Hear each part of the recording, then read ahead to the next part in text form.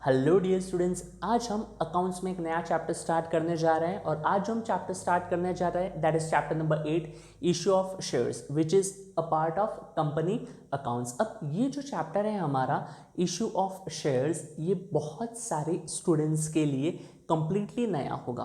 Completely नया होगा कहने से मेरा मतलब क्या है, जिन बच्चों ने मैथ्स और एसपी, जिन बच्चों ने सेक्रेटरियल प्रैक्टिस सब्जेक्ट ऑप्ट की होगी, वो बच्चे ऑलरेडी इस सब्जेक्ट के कुछ पार्ट्स के बारे में, जैसे what is shares, equity shares क्या होता है, प्रेफरेंस शेयर्स क्या होता है, ये सारे टर्म्स एंड टर्मिनोलॉजीज जानते हैं। And on the other hand जिन बच्चों ने मैथ्स ऑप्ट किया होगा तो उनके चांसेस कम है कि वो ये सारे टर्म्स और टर्मिनोलॉजीज को अच्छे से जानते होंगे।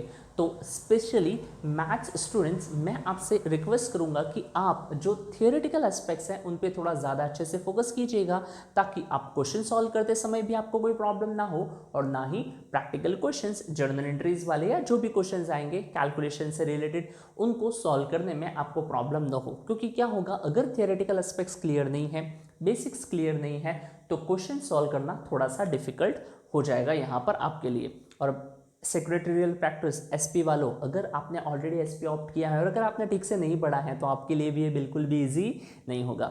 स्टार्ट करते हैं हम हमारे चैप्टर के साथ which is company accounts issue of shares. अब हम शेयर का मीनिंग समझेंगे एक एग्जाम्पल के साथ। तो बच्चों, जब हम कोई बिजनेस स्टार्ट करते हैं तो बिजनेस स्टार्ट करने के लिए जो पैसा रिक्वायर होता है उसे हम कहते हैं कैपिटल। जॉइंट स्टॉक कंपनी भी स्टार्ट करने के लिए हमें जो फंड्स चाहिए, उन फंड्स में से कुछ पैसे कंपनी शेयर्स इशू करके कलेक्ट करती हैं। अब ये शेयर्स क्या है ये मैं बताता हूं, बट उसके पहले मुझे आपको एक बड़ा कंसेप्ट बताना होगा, टोटल शेयर कैपिटल। जो मैं बता रहा हूं आप सुनेंगे। तो टोटल, हम एग्जाम्पल के लिए मान लेते हैं कि एक कंपनी ने ऐसा डिसाइड किया है कि वो शेयर्स इशू करके कुछ पैसे जमा करेंगी और वो पैसा कुछ 1000 करोड़ जितना है। एक कंपनी स्टार्ट होगी और वो कंपनी शेयर्स इशू करके 1000 करोड़ रुपया कलेक्ट करना चाहती हैं। अब ये 1000 करोड़ रुपीस कलेक्ट करना चाहती हैं से मैं क्या कहना चाहता हूँ, ध्यान से सुनिए। जब भी कोई कंपनी स्टार्ट होती है, इतना ह्यूज अमाउंट रिक्वायर्ड है जो कंपनी शेयर्स इशू करके कलेक्ट करना चाहेगी, तो ये पैसा आएगा कहाँ से? क्या कोई एक पर्सन इन्वेस्ट करेगा? क्या किसी एक पर्सन के पास इतना पैसा हो सकता है? और अगर पैसा है भी तो क्या वो खुद इतना पैसा इन्वेस्ट करेगा क्या? तो बच्चों आंसर है नहीं, शायद से नहीं करेगा। तो क्या किया जाता है, इस कंपनी के टोटल शेयर कैपिटल को छोटे छोटे यूनिट्स में, छोटे छोटे टुकड़ों में, फ्रैक्शन में डिवाइड किया जाता है। और जो सबसे छोटा फ्रैक्शन होगा, जो सबसे छोटा यूनिट होगा, वो सबसे छोटा यूनिट क्या कहलाता है? शेयर कहलाता है। तो हमारे एग्जाम्पल में मैंने कहा एक कंपनी शेयर्स इशू करके 1000 करोड़ कलेक्ट करना चाहती है, तो उस 1000 करोड़ को छोटे छोटे टुकड़ों में बांटो। छोटे छोटे टुकड़ों मतलब यूनिट्स में बांटो। तो हम समझते हैं कि एक यूनिट 10 रुपीज का होगा। कितने का होगा? 10 रुपीज का होगा। तो 1000 करोड़ रुपीस को अगर हम 10 रुपीज से डिवाइड करते हैं तो हमें कितने टुकड़े मिलेंगे? 100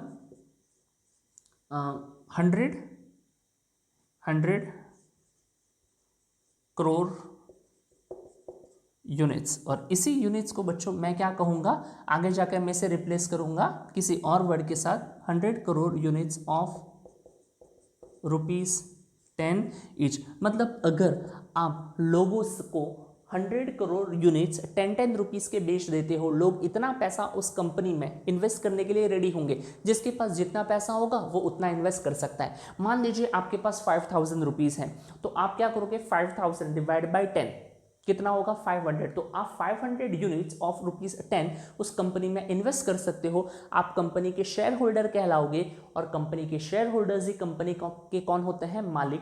क्योंकि जो पर्सन बिजनेस को स्टार्ट करने के लिए उसमें पैसा इन्वेस्ट करता है वही बिजनेस का ओनर कहलाता है। यहाँ पर भी वही कंसेप्ट है। तो अगर आप 100 करोड़ यूनिट्स 10 रुपीस के इशू कर लेते हो, लोगों को कन्विंस कर लेते हो, लोगों को सेल कर लेते हो, लोग कंपनी में इन्वेस्ट करते हैं, वो शेयर होल्डर बन जाते हैं और शेयर होल्डर ही कंपनी के ओनर होते हैं। और इस तरीके से आप कंपनी के ओनर्स से कितने पैसे अरेंज कर पाओगे? 1000 करोड़ रुपीस आप क्या कर पाओगे? अरेंज कर पाओगे। कैसे किए? आपने 1000 करोड़ को 10-10 रुपए के छोटे छोटे टुकड़ों में डिवाइड कर लिया।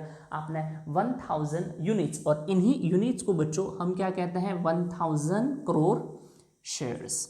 क्या कहते हैं, इन्हीं यूनिट्स को क्या कहते हैं, शेयर्स। तो जो टोटल शेयर कैपिटल का जो सबसे छोटा टुकड़ा होगा वो छोटे से टुकड़े को क्या कहा जाता है, शेयर कहा जाता है। तो बच्चों what is share, share is the smallest unit और a fraction of total share capital of the company. Company के टोटल शेयर कैपिटल का जो सबसे छोटा टुकड़ा होता है वही क्या कहलाता है बच्चों, शेयर कहलाता है। तो कितने हो गए, 100 करोड़ शेयर्स ऑफ ₹10 ईच अगर हम मार्केट में इशू कर लेते हैं, लोग खरीद लेते हैं, तो कंपनी के पास 1000 करोड़ रुपीस आ जाएंगे और कंपनी अपना फंक्शनिंग अच्छे से कर पाएगी। अब इससे रिलेटेड और कंसेप्ट आपको धीरे धीरे देखने में, सुनने में, समझने में मिलेंगे। तो बच्चों यहाँ पर हमने क्या देखा कि टोटल शेयर कैपिटल का जो सबसे छोटा सा टुकड़ा होता है वो सबसे छोटा सा टुकड़ा क्या कहलाता है, शेयर कहलाता है। क्या ये बात क्लियर है जी। जो लोग शेयर्स खरीदते हैं, the person who buys shares is known as shareholder and shareholders are the owners of company। मान लीजिए एक पर्सन के पास 5000 रुपीज़ है, तो उसने 5000 के शेयर्स मतलब 500 शेयर्स ऑफ ₹10 ईच खरीद लिए। उसके पास कंपनी की ओनरशिप है, बट पूरा मालिक नहीं बन जाता है। कंपनी सच में अपने अंडर, अपने कंट्रोल में लेने के लिए आपके पास उस कंपनी के मोर देन 50% शेयर्स होने चाहिए, तभी आप शायद से उस कंपनी में कुछ डिसीजन मेकिंग में इम्पैक्ट डाल पाओगे, वरना कुछ नहीं। क्योंकि यहाँ पर जो प्रिंसिपल फॉलो होता है जॉइंट स्टॉक कंपनी में, हम सब ने पढ़ा हुआ है, दैट इज 1 शेयर 1 वोट। ये प्रिंसिपल फॉलो होता है जॉइंट स्टॉक कंपनी में। तो बच्चों आप इन्वेस्ट तो कितना भी कर सकते हैं, तो जो शेयर कैपिटल का जो सबसे छोटा टुकड़ा होगा वो क्या हो गया, हमारा शेयर। क्या ये क्लियर है? हाँ सर ये क्लियर है। अब बच्चों शेयर का मीनिंग तो हमने देख लिया, एंड हमने ये भी देख लिया कि share holders are the real owner of the company. Share holders company के कौन होते हैं, ओनर्स होते हैं। तो इन शेयर्स में भी अलग अलग टाइप्स के शेयर होते हैं जिनके बारे में हमें पढ़ना है, और आज हम पढ़ेंगे बच्चों इक्विटी शेयर्स और प्रेफरेंस शेयर्स के बारे में। ये दो नाम हैं जो आपको बहुत सुनने में मिलेंगे, equity shares and preference share. तो इक्विटी के बारे में पढ़ने से पहले आपको प्रेफरेंस के बारे में पढ़ना होगा, तब आप इक्विटी शेयर्स की मीनिंग अच्छे से समझ पाएंगे।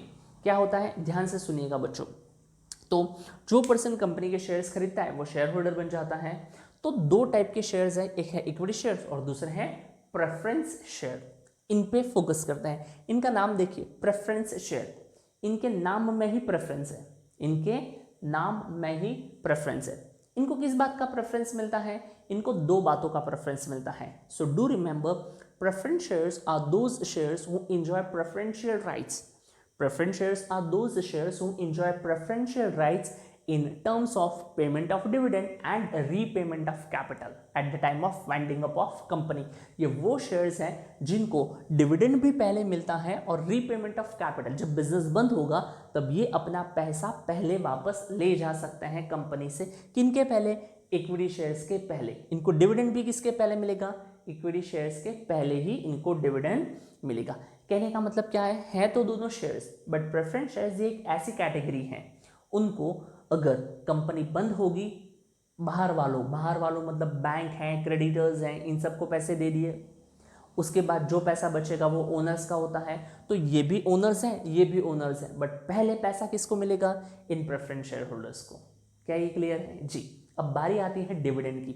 डिविडेंड क्या होता है, रिटर्न ऑन शेयर्स। जैसे हम बैंक में फिक्स डिपॉजिट में पैसा रखने पर बैंक हमें इंटरेस्ट देता है, वैसे अगर कोई पर्सन किसी कंपनी के शेयर्स में इन्वेस्ट करेगा तो शेयर्स में इन्वेस्ट किए होने के रीजन की वजह से कंपनी जो उनको रिटर्न देती है उसे क्या कहा जाता है, डिविडेंड। क्या कहते हैं, dividend. So what is dividend, return on shares is known as dividend. तो बच्चों इनको डिविडेंड किनको मिलता है, ओनर्स को। तो ओनर्स में भी जब कंपनी के सारे एक्सपेंसेस वगैरह पे हो गए, आउटसाइडर्स को एनुअल बेसिस पे, प्रॉफिट पे से बात कर रहा हूँ, सारी चीज़ों का पेमेंट हो गया, बचा जो साल भर का प्रॉफिट बचता है वो होता है शेयर होल्डर्स का। तो सबसे पहले डिविडेंड किसको मिलेगा, प्रेफरेंस शेयर होल्डर्स को, और उसके बाद किसको मिलेगा, इक्विटी शेयर होल्डर्स को। इसीलिए बच्चों प्रेफरेंस शेयर्स की मीनिंग में कहा जाता है कि preference shares are those shares who enjoy preferential rights in terms of payment of dividend and repayment of capital. इनको डिविडेंड भी पहले मिलता है और रीपेमेंट ऑफ कैपिटल भी पहले मिलता है। किनके पहले, इक्विटी। और इसीलिए जब हम इक्विटी शेयर्स के बारे में पढ़ते हैं, अगर आप टेक्स्ट बुक्स में, रेफरेंस बुक में कहीं से भी पढ़े तो आपको यही मिलेगा, equity shares are those shares which are not preference shares. मतलब जो प्रेफरेंस नहीं है वो क्या है, इक्विटी है। इसीलिए मैंने आपको बताया कि पहले प्रेफरेंस क्या है। क्या ये बात समझ में आ गई जी। अब बच्चों हमारा नेक्स्ट इंपॉर्टेंट पॉइंट है डिविडेंड के बारे में। What is dividend? Return on shares is known as dividend. जब कोई पर्सन शेयर्स पे इन्वेस्ट करता है तो उसे जो रिटर्न मिलता है उसे डिविडेंड कहते हैं। अब ये डिविडेंड भी बच्चों इन प्रेफरेंस शेयर होल्डर्स का फिक्स्ड होता है। मान लीजिए एक प्रेफरेंस शेयर्स है जिसका नाम है 12% प्रेफरेंस शेयर्स, उनको कितना डिविडेंड मिलेगा? 12%। एक पर्टिकुलर कैटेगरी के प्रेफरेंस शेयर्स है जिनका नाम है 10% प्रेफरेंस शेयर्स, तो इनको कितना डिविडेंड मिलेगा? 10% डिविडेंड मिलेगा। तो इस तरीके से इनके नाम में ही इनका डिविडेंड का रेट बता हुआ होता है और वो कैसा होता है? फिक्स्ड।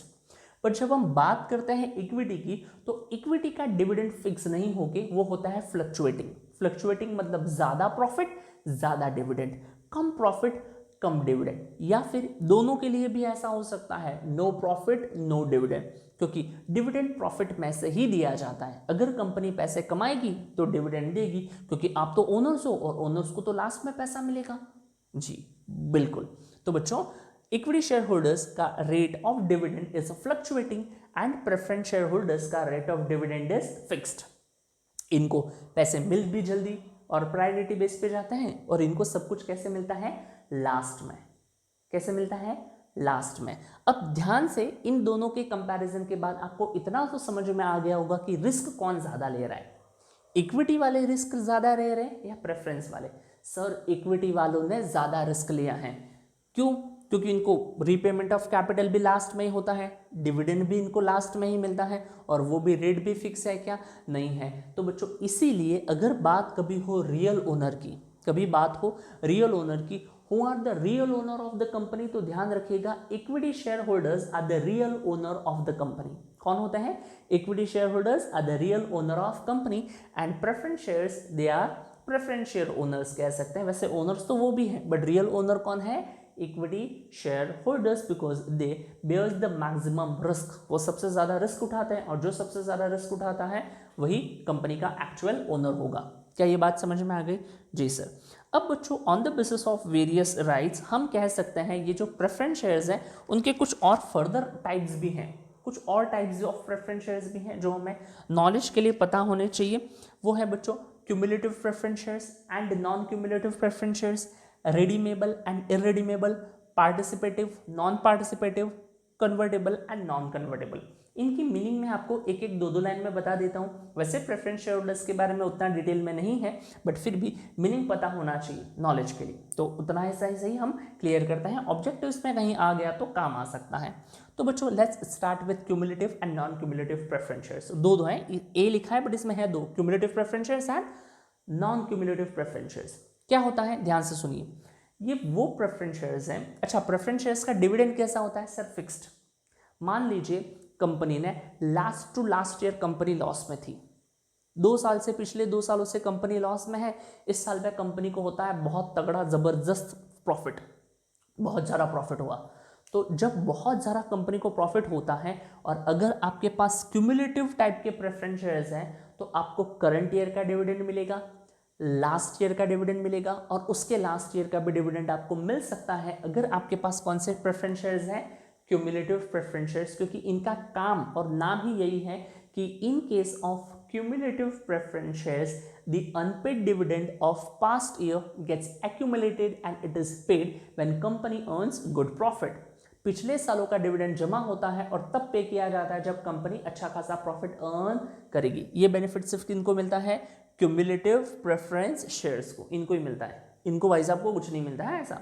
ठीक है। अब नॉन क्यूमुलेटिव प्रेफरेंस शेयर्स की बात करते हैं, तो ये वो वाले प्रेफरेंस शेयर्स हैं जिनको सिर्फ करंट ईयर का ही डिविडेंड मिलता है। इनमें unpaid dividend of past year does not gets accumulate, वो पिछले सालों का डिविडेंड एक्यूमुलेट नहीं होता है, सिर्फ करंट ईयर का ही डिविडेंड मिलेगा। मतलब अगर आपके पास नॉन क्यूमुलेटिव प्रेफरेंस शेयर्स है और कंपनी ने पिछले साल लास्ट ईयर डिविडेंड नहीं दिया था, आप बोलोगे मुझे करंट ईयर का डिविडेंड चाहिए, लास्ट ईयर का भी चाहिए, उनको दिया मुझे नहीं दिया, ऐसा नहीं चलेगा, क्योंकि आप कौन हो? नॉन क्यूमुलेटिव प्रेफरेंस शेयर्स हो। क्या ये बात क्लियर है?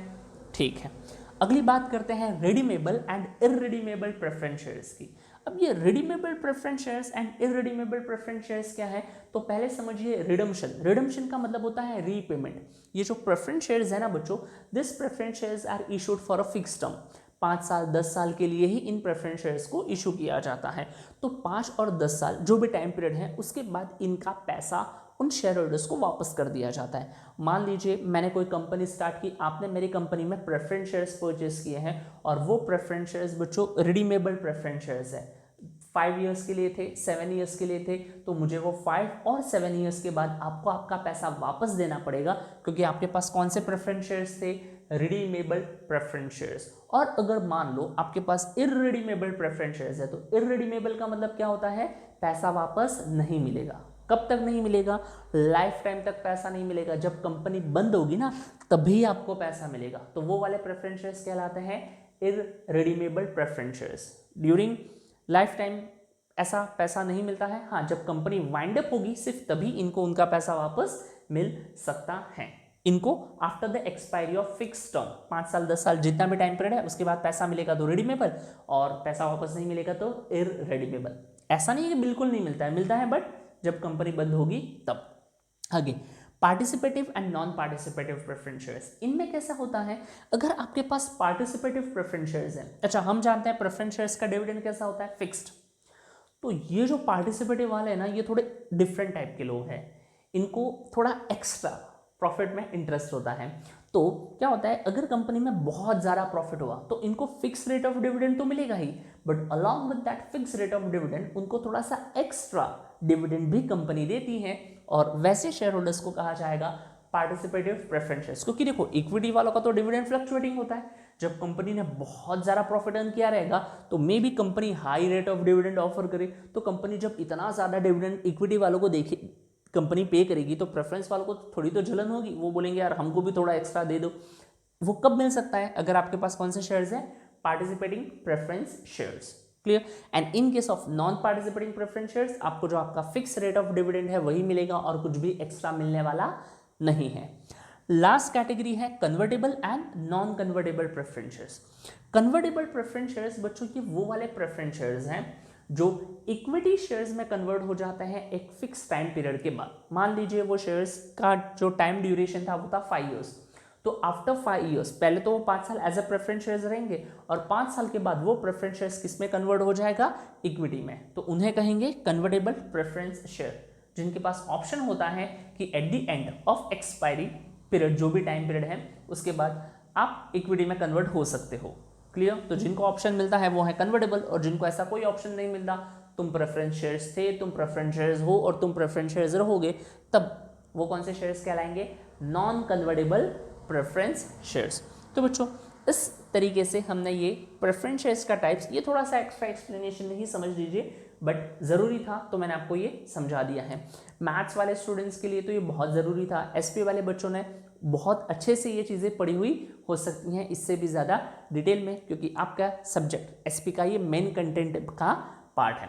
तो बच्चों अब इसके आगे हम मिलेंगे किसके साथ मिलेंगे, हम मिलेंगे फर्दर डिस्कशन और अगली स्लाइड्स के साथ। जाते जाते और एक बार ये जो डेफिनेशन है वो हम देख लेते हैं। क्या थी बच्चों डेफिनेशन है शेयर्स की, a share is a share in capital of a company and includes stock as well. इसमें शेयर क्या है, शेयर एक शेयर कैपिटल का पार्ट है, वही हमने देखा। It includes stock. अब ये स्टॉक वाला पॉइंट क्या है जरा ध्यान से सुनिए। शेयर स्टॉक क्या होता है, a bundle of fully paid up shares is known as share stock. मैंने कहा बंडल ऑफ फुल्ली, सर ये bundle of fully paid up share क्या होता है ये बता दीजिए। अब ध्यान से सुनिए, जब भी बच्चों आपको शेयर्स सेल करने हैं या बाय करने हैं, आप शेयर्स को यूनिट्स के फॉर्म में, एक यूनिट मतलब जैसे कोई कहे कि मुझे 10.5 शेयर्स चाहिए, 11.5 शेयर्स चाहिए, 11.5 शेयर्स बेच दो, 12.5 शेयर्स खरीद लो, ऐसा नहीं होता है। आपको एक पूरे यूनिट के फॉर्म में ही शेयर्स को परचेज और सेल करना होगा। बट अगर आप उन शेयर्स को स्टॉक में कन्वर्ट कर लो, किस में कन्वर्ट कर लो, स्टॉक में, तो वो आप किसी भी फ्रैक्शन, किसी भी अमाउंट, किसी भी वैल्यू के परचेज और सेल कर सकते हो, बट किसको, स्टॉक को। तो स्टॉक किसका पार्ट है, शेयर्स का ही पार्ट है। शेयर्स को ही किस में कन्वर्ट किया जाता है, शेयर स्टॉक में कन्वर्ट किया जाता है। इसीलिए बच्चों डेफिनेशन कहती है share is a share in capital of a company which includes stock as well. तो बच्चों यहाँ पर हमारा ये आज का लेक्चर कंप्लीट होता है। फर्स्ट लेक्चर था, थोड़ा ही रखते हैं, इसके बाद और इसमें बहुत ज़्यादा थ्योरेटिकल एस्पेक्ट्स है, फिर फॉर्मेट की एंट्रीज है और फिर जाके क्वेश्चंस स्टार्ट होंगे। अच्छे से पढ़िएगा, मिलते हैं नेक्स्ट क्लास में, बाय, टेक केयर।